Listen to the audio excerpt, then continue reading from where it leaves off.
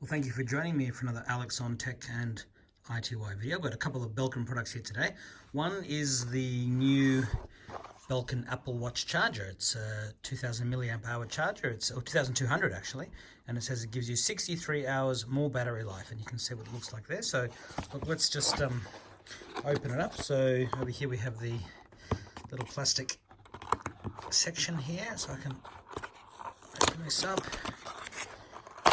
Pull it out. We have some instructions on the back there showing us how to turn it on, showing us how to connect it to various different charging devices, and there's a little gadget here which I guess is to loosen up the battery in the front. So let's have a look at that, and there it is. So let's see if there's anything inside of here. No, nothing there. So look, oh yeah, something is in here. Something is in here. So let's see what that is. I'd say it's just the charger. Okay, yep. So pull it that way. And yeah, we just have a standard micro USB charger that connects to there. And you can see that if I turn it on, it actually comes with 3/4 of a charge. And I can grab my Apple Watch here and plug it in. And look, there we go. It is charging. So if I just put it back on the standard screen, we should be able to see. Well, I might have to unlock it first, but let me just do that off screen. One sec.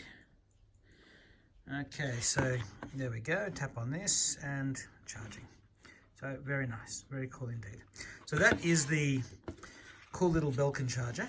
And now let's have a look at another Belkin innovation. And this one here is the Belkin battery. Now this is a battery that you might find for any device that you have that requires power, but this one's a little bit different because it was the first one that allowed you to charge it via a lightning cable. So that's actually quite important because, well, normally you have to have, as we saw with that little previous Belkin device, you had to have a little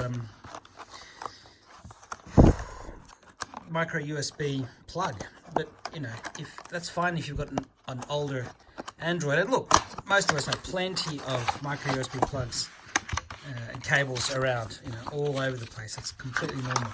But what we have here in this very nice packaging,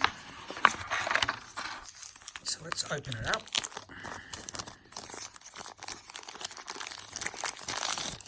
So we have a lightning connector and then two standard USB-A connectors, and if I turn it on, you can see the power there.